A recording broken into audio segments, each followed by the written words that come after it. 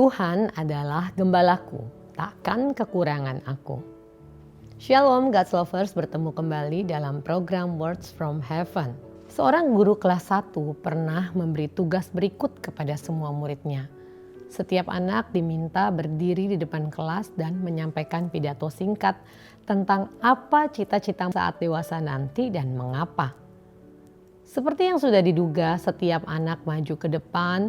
Ada yang bilang ingin menjadi polisi dan petugas pemadam kebakaran. Ada juga yang berkata ingin menjadi pilot, pramugari, perawat, guru, dokter, dan segala hal cita-cita lainnya. Mereka semua mengutarakan alasan masing-masing.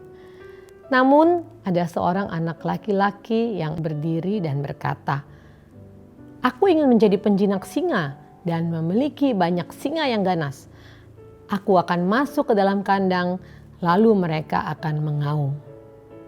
Tapi kemudian dia berhenti dan berkata, "Tapi tentu saja aku akan ditemani oleh ibu." Apa yang dikatakannya memang agak lucu, namun tidaklah terlalu aneh. Kita hidup di dunia di mana banyak orang merasa takut akan masa depan atau cemas mengenai apa yang mungkin terjadi. Nats Alkitab yang menjadi dasar renungan saya adalah Mazmur 23. Mari kita membacanya bersama. Mazmur Daud. Tuhan adalah gembalaku, takkan kekurangan aku. Ia membaringkan aku di padang yang berumput hijau. Ia membimbing aku ke air yang tenang. Ia menyegarkan jiwaku. Ia menuntun aku di jalan yang benar oleh karena namanya. Sekalipun aku berjalan dalam lembah kekelaman, aku tidak takut bahaya, sebab Engkau besertaku. Gadamu dan tongkatmu itulah yang menghibur aku. Engkau menyediakan hidangan bagiku di hadapan lawanku. Engkau mengurapi kepalaku dengan minyak, pialaku penuh melimpah. Kebajikan dan kemurahan belaka akan mengikuti aku seumur hidupku.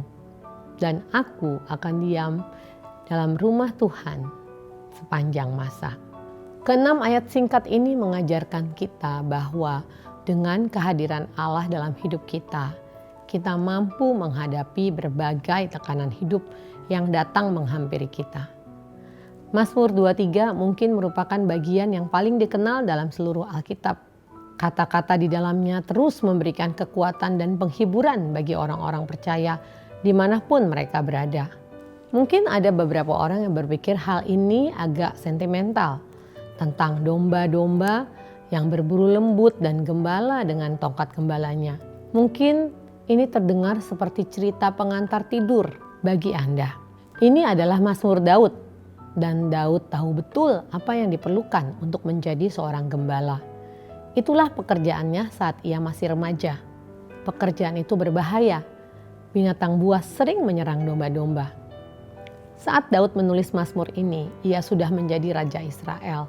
Namun bertahun-tahun sebelumnya ia adalah seorang gembala. Ia memahami kebutuhan domba serta tanggung jawab seorang gembala.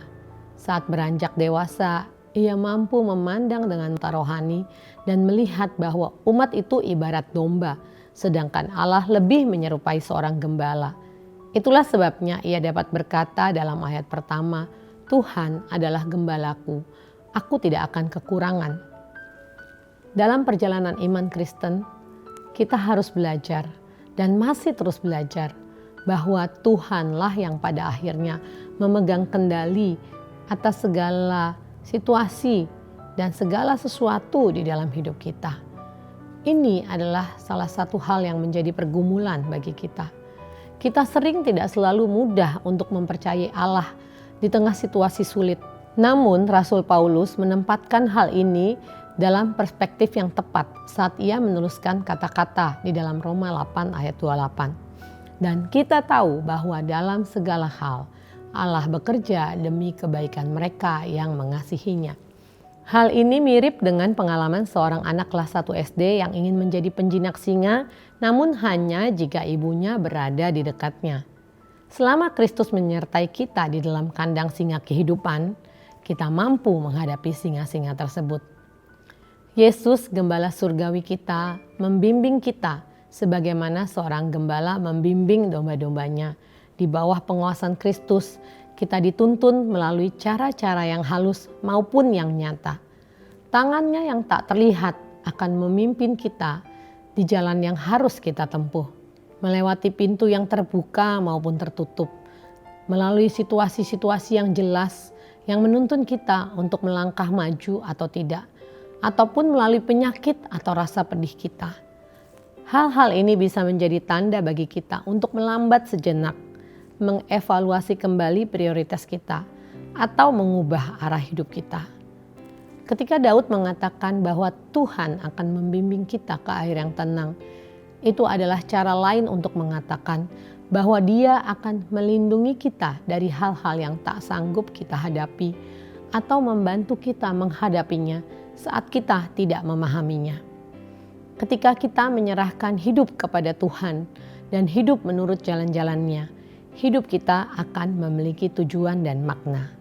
Secara umum, kita akan terhindar dari masalah, hidup lebih sehat, dan mengambil keputusan yang lebih baik dengan menjadikan Tuhan sebagai penuntun kita. Saya berdoa supaya setiap kita mengerti bahwa Tuhan adalah gembala kita, memiliki arti yang lebih dalam, yaitu Allah sebagai gembala memiliki kita yang adalah domba. Allah adalah pemilik hidup kita. Karena itu, jadikan Tuhan sebagai gembala kita dalam kehidupan ini. Sungguh luar biasa menjadi milik seutuhnya dari anak Allah. Ketika Tuhan adalah gembala kita, kita memiliki segala yang kita butuhkan. Mari kita berdoa. Tuhan, terima kasih untuk renungan hari ini. Kami percaya bahwa kami adalah milik Tuhan. Engkau adalah gembala kami yang menuntun setiap langkah-langkah kami melalui kehidupan kami. Kami tahu kadang jalan-jalan yang kami lalui mungkin tidak selalu mulus, tetapi selama Allah ada di depan kami, menuntun kami, maka kami dapat melaluinya dengan pertolongan Tuhan. Tuhan, biarlah hari ini firman-Mu itu nyata di dalam kehidupan kami. Pimpin dan bimbing kami di dalam melalui singa-singa kehidupan yang kami boleh lihat dan alami dalam kehidupan ini. Kami percaya pada saat kami menempatkan Allah sebagai gembala kehidupan kami, maka kami sebagai domba-domba akan dipelihara oleh Tuhan. Berikan kami kemauan untuk berjalan di dalam rancangannya Tuhan. Engkau yang mengampuni segala dosa dan kesalahan kami, dan melayakkan kami untuk boleh masuk di dalam rancangan Tuhan. Terima kasih Bapa. Di dalam nama Tuhan Yesus kami berdoa dan mengucap syukur. Haleluya. Amin. God's Lovers diharapkan membagikan link YouTube renungan ini kepada saudara, kerabat, dan teman. Terima kasih, Tuhan Yesus memberkati.